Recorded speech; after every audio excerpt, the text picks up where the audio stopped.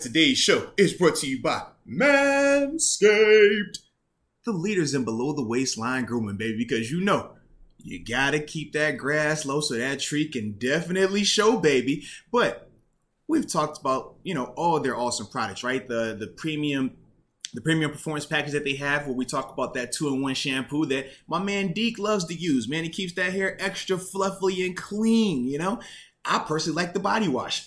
Always makes me feel good and smell like a manly man.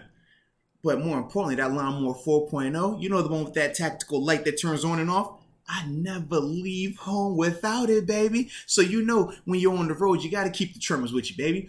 But as you got it in your glove compartment in your car. You know what I'm saying? It's like, hey, you never know. We got action? All right. Manscaped. But that's how you keep it feeling good. But as we always say, man, we don't talk about anything on this show unless we have a promo code for you, baby. And that promo code is dun-da-da-da, MOATS. Use that promo code. You get you 20% off along with free shipping worldwide at manscaped.com. So stop wasting time and make sure you use that promo code. Cop the awesome products. And I can trust you. You can trust me when I tell you this. Your delicate dangly twins will be thankful for it. Okay? We gotta address your boy, Mr. Kenny Pickett. Now, we've been hearing all this talk about his hand size, and we were making light of it. Everybody was joking. It's just the hand. Oh, it can't be that small. Joe Burrow said the same thing. Joe Burrow still had, I believe, 9 inches, though. I was like, okay. Then when they started showing Kenny's hand size, and they said it's the smallest since, I think, 2003. And the 2 starting quarterbacks that they said started this past season with smaller hands close to his size were Brian Allen and Ryan Tannehill. And theirs was 8 and 7/8. I said, oh. Oh, Tannehill's below 9. Yeah. But I was like, man, they're still 8 and 7/8, so they're a lot closer to that 9 mark than where Kenny. Kenny was close to dang near 7. I was like, Lord, what's going on? Does that change anything about your feelings about Kenny now that you see how historically small his hands are? No. Okay. If we're talking about Tannehill, I didn't know about the whole Tannehill. Mm-hmm. The one that I hear brought up is Michael Vick at 8.5. Now, there is obviously a difference in Michael Vick and Kenny Pickett's game. A lot of Vick's success was predicated on the run, and also he had a cannon for an arm, too. Yeah. Whereas Pickett, he just seems like that steady, really good quarterback. I thought he looked good in the combine yesterday, too. Yeah. He threw some really nice deep balls, was really accurate on the short and intermediate stuff, too. Yeah. But no, that doesn't change for me. If you bring up that Tannehill at, 8'7", so 0.2 of an inch different between Pickett and Tannehill, I think he's fine. Now, Deke, you call yourself Mr. 13. I think if anybody should know the difference between inches. There was some remeasuring. You gotta watch my Big Deke news yesterday. Did you see it? You gotta watch it. I'm just saying. Word on the street is size matters, Deke. They said every inch counts, man. That's what they saying out here, okay? Every inch counts. So I know you downplaying it because that's your boy. I get it. I'm with you. Hail to Pitt. I'm with you. But it was coming up a little short, double jointed and all, man. I'm just throwing it out there, bro. Well, that's the one thing I wanted to bring up is I do think the double jointedness from what I saw on Twitter, these are just random Twitter comments I'm coming across on my feed, but I think his hand gets bigger around the ball apparently because of that double jointedness. Like it becomes over 9. His hand becomes over 9, they said. Oh, is that right? Full hand around the ball, like the whole surface area. That's what I've heard. Not only that, but he wears the gloves too. The gloves can only help. The gloves definitely help. The grip. I'll say that the biggest reason why, man, it's really talked about is because the NFL football is bigger. You've felt the NFL football before compared to a college ball. It is noticeably bigger. And the issue is, granted in college, he's played in Pittsburgh where he had to play in some bad weather, inclement conditions. But with the smaller ball and gloves, you just have a lot more grip, which helps with the accuracy, right? That's why the whole fiasco about Deflategate was a big deal. It's like, oh man, you're deflating the ball so you can have better grip in these type of conditions.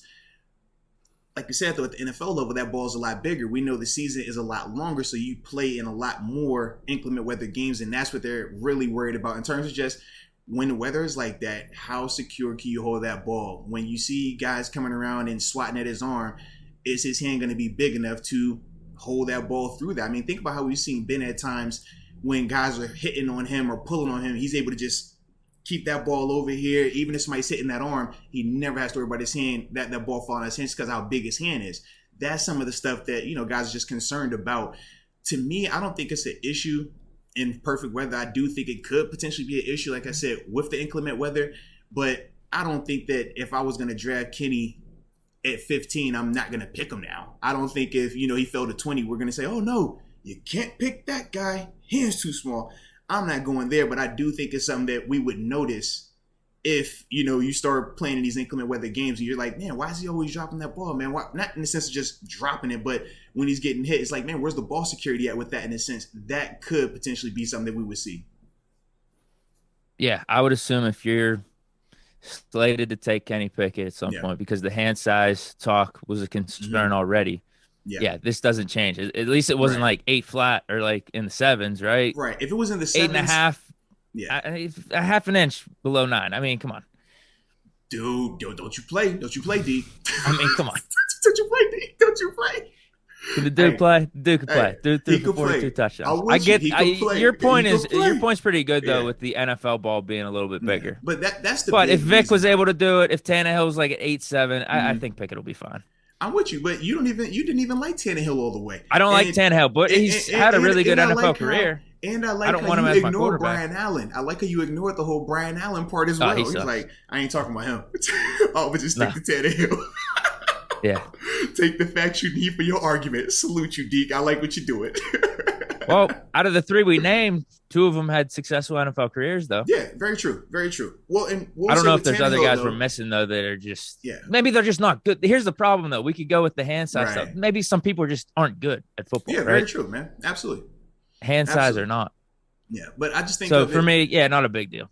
I think of it kind of in the same sense of when we talk 40-yard dashes, right? If a guy plays fast, I don't care if his time is crazy slow. If he plays fast, he plays fast. Now, granted, if we know that this guy is out there on the perimeter and he's only a 4.5 or 4.6 guy, and like we talked about the other day, he's matching up against a 4.2, 4.3 guy, and his technique isn't perfect. If he's not, using everything to the fullest extent, that's when we could really see it. So as long as Kenny wears his gloves like he's supposed to, don't get out to the NFL and start trying to get cute saying, I don't want to wear gloves because no other quarterback wears gloves. Don't do that. Go be who you are. Teddy Bridgewater. We call him Teddy Two Gloves for a reason, right? He wears 2 gloves all the time. If that's what you need to do to be successful, man, wear those 2 gloves. Stop playing around, and he'll be fine, man. Yeah, I think he's always worn the gloves, even since freshman year. Yeah. I was a little surprised too. 2 things with Pickett, actually. I mean, his 4.6 was pretty solid. No, it was, man. Absolutely. 4.69. Was that what it was? It was 4.6 something else too. He had 2.